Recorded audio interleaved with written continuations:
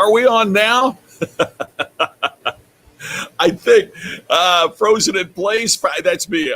Man, I hope it was not an embarrassing picture there. My internet went out right as I was going live. So I switched over, and thanks to T-Mobile 5G, I'm live, Dwayne. That's good to know. Thanks to T-Mobile 5G, we're live.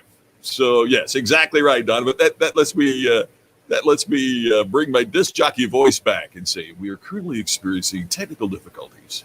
The problem is not with your set. Oh man, good to see. Thank you, Lisa. At least I wasn't picking my nose. Typically you get caught in this, crazy look. So technical is a pain. Well, it's I sit in the studio and it's hardwired in, and I'm doing some work outside today, and so just made it easier here on the weekend check-in just to kind of come in and do this. Hey, Weldon, great to see you. Thanks, Cheryl, for that. Lisa, Charles, Brian, yes, first college football Saturday. I may have a real difficult time doing this thing on Sundays, man. If the Colts are playing, it's going to be, because it would be right toward the end of a Colts game. So we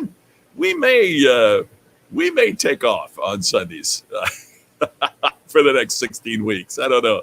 We'll check on that. But it's really great being with you. Thank you for taking time to check in today on the weekend check-in. I really appreciate it. Got really something special to show you here today since you were kind enough to tune in on a Saturday.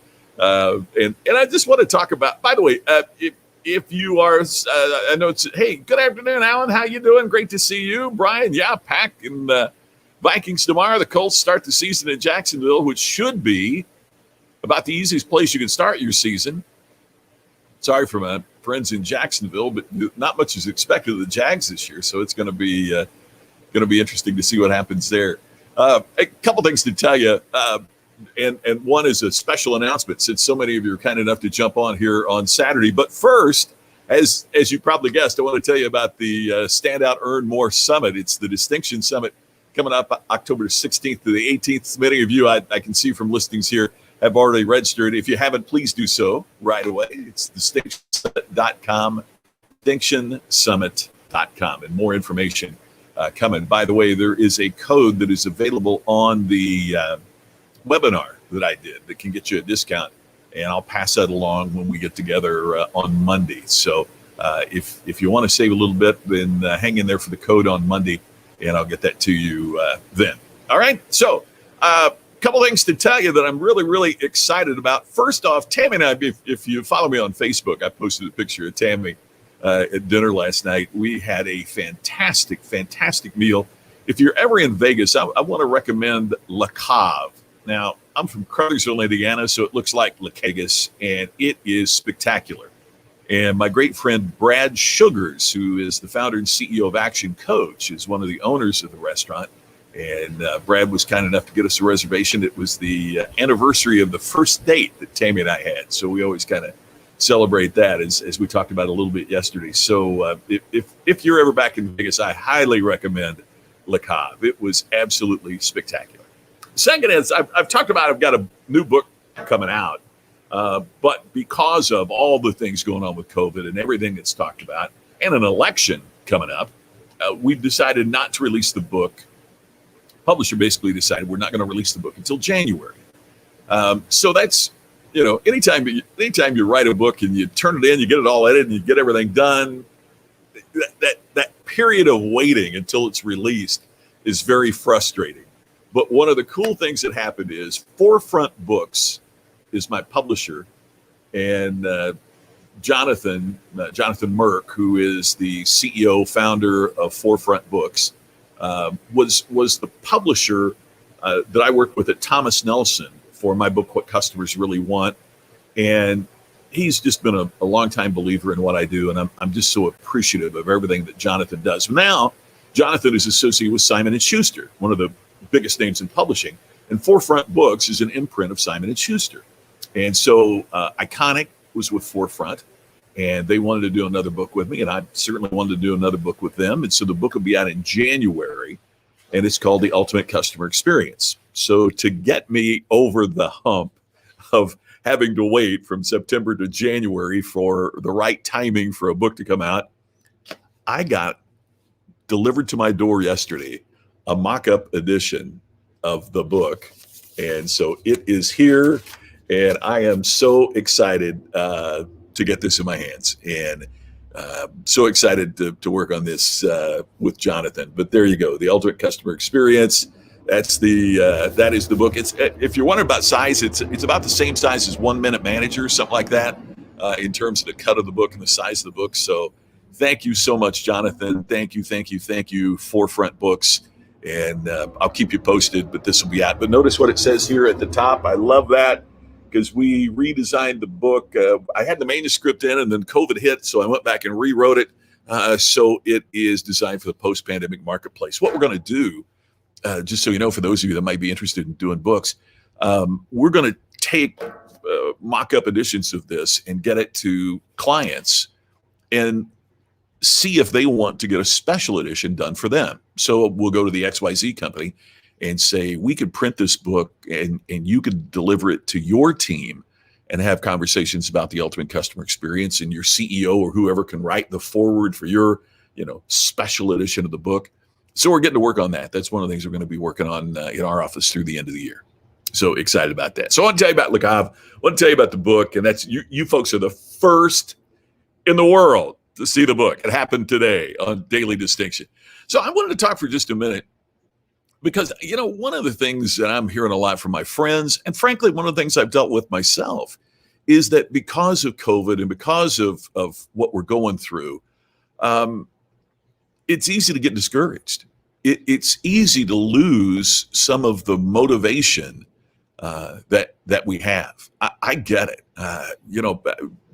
I've heard from Randy Pennington, my good friend, sent me a note this morning, and he was on a follow-up call for those that were a part of our VIP group with the Ultimate Business Summit. And Randy was kind enough to pass along that some of the folks on the call were kind enough to pass along that they really enjoy watching Daily Distinction every day. And that means the world to me. And it got me thinking about, it's very easy to get discouraged in these somewhat discouraging times. I mean, when you add that the economy is challenging because of this, when you add that we can't get together like we used to, when we add that your business is probably tougher than it's ever been, when we add that the division that happens in any election year, but it seems to be stronger this year than any time I remember in my lifetime. You add all that, and it's really, really easy to get discouraged. I want to give you a couple suggestions about that, if I could, and how you deal with it, and part of what I'm doing to deal with it. Now, I'm not saying that it works 100% all of the time. What does? But just a couple of ideas for you. Number one, it's okay not to be okay. It really is. Look up, just do a Google search for a program in Australia. My friend Jason Bradshaw with Volkswagen Group Australia sent a note to me about it. It's the letter R and then the letter U and then OK, R-U-O-K. And one of the things that is there is it's like a graph, and you can ask somebody, are you okay? If they say yes, here's a follow-up question. If they say no, here's a follow-up question. So one of the things that it emphasizes is it's okay not to be okay. What's not okay is not doing anything about not being okay. So it's okay not to be okay. We just have to be honest about it and open about it, and seek folks that will talk to us about it and will help us through that. So in the past, and I don't know, maybe I'm prejudiced, or maybe it's because of my own experience, but as a guy, we're kind of taught, big boys don't cry, or that we're not supposed to ask for help or share our emotions and feelings with others. And I think we got to get past that. It's okay not to be okay. But what's not okay is not saying something about it. Second thing is this: understanding that we are going to get down at certain periods, and that's okay, that recognition of it, and that there's nothing wrong with that, is a big step to dealing with it. I used to think that when I got down, my job is being up and that, and there have been times I've given speeches and I didn't feel like giving the speech but that's your job, and so part of what we have to do is to understand that all of us are going to go through the ups and downs. You know, in a conversation I had with Zig Ziglar one time, you know, my wife said, how do you stay positive all the time? And he laughed and he said, you should talk to the redhead. You know, in real life, no one is there all the time. Well, if Zig Ziglar could say he wasn't there 24/7, then I think it's okay for us to admit that as well. Second thing is this. Motivation, as we've talked about here before, is always goal directed. And so if you're not excited enough, and if you're not motivated enough, one of the first questions is, do you have a specific goal? Is there something specific that you are going towards? Because if not, it's easy to understand. I mean, we don't get motivated about something that we have no direction toward. So focus on that. Is there something that you could get excited about, something to motivate you, something that you could get excited about? And here's the third thing. I said two in what I sent out earlier, but I want to share with you a third. And that is that I think we need to celebrate the little achievements, the little things in life. And so I'd ask you, is maybe part of the reason that you might not be as up and as excited as what you would like to be? Maybe it's because you haven't celebrated the things that preceded it. Now look, I get that it's a challenge, right? When it's hard to go someplace and when it's hard to, you can't go to the bar, it's hard to get a group together to have dinner. It's hard, it's all of that. Well, look, I mean, that's a challenge. There's no doubt about it. That is an issue. That is a challenge.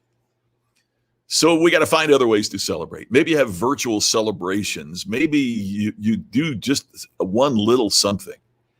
But if we acknowledge that it's okay, if we set some kind of goal that will reignite us and re-inspire us, and third, if we're willing to celebrate the little things, I think we wait for something huge and enormous, and we think then we'll celebrate. Might be too late. Why not celebrate the little things right now? Find a little way to celebrate, because what we celebrate is what we cultivate. What we celebrate is what we cultivate. Those things we cultivate are the things in life and in the world that we help to grow. So just a few ideas. Hey, let me catch up. Hey, Brian, we can make that happen. You bet. We will make that happen soon. Thanks, Charles. I appreciate that. Thank you. Oh, that's the kindest. You're the best. I so appreciate you being here. Yeah, you bet, Brian. And we've had little notes about this before, but that's so true. It's the human and healthy thing to do. I had a pal write this morning about a challenge, an issue that he was going through. And he said, I never realized how significant some of the things that you were going through previously in your life, meaning me, were. I didn't realize how significant they were until I had to go through similar situations on my own. And it's true. And I mean, we all hurt. Zig's redhead was the big deal. You bet. Hey, Kevin, I'm glad to hear that. That means health, right? That means mental health. So thank you for that. I appreciate it, Kevin. Thank you, Claire. Thank you. And thank you for your kind comment on Facebook. That meant the world to me, what you wrote about Zig's 3 pages. That really, really was greatly appreciated. Thank you so much for that. You were very kind. If it was of value in any way, I'm really, really grateful. And hey, Scott's here too. I didn't say hi to Scott, so I appreciate that. Hey, everybody, just a weekend check-in. So glad that you're here. We'll do this again tomorrow, even if the Colts game's playing. I may just be on, like, say, hi, how you doing? We're checking in the Colts, so because I'm a Colts nut. I am so crazy about that. Hey, Carlos, good to see you. My wife and I just had a chance to eat dinner alone outside. That did so much for mental health with all the crazies. Yeah, absolutely. That's part of why we went to the restaurant that we did last night, because you're kind of outside, right? And it just, I don't know why, it just feels safer, better, whatever. So that's really good. You bet, Brian. That's me, man. I'm crazy. There you go, Jason. I know you're a Colts fan too. Hey, everybody, appreciate it. Thank you for being here for the weekend check-in. I'm really appreciative that you'll be here. See you tomorrow. And don't forget, please set a reminder. Tomorrow night at 8 o'clock Eastern, 5 o'clock Pacific, it's the Ken and Glenn Show with a guy named Scott. Many of you are already a part of that. So thanks for being here, and I'll see you again tomorrow on the next episode of Daily Distinction. Thank you for watching. I'll see you tomorrow.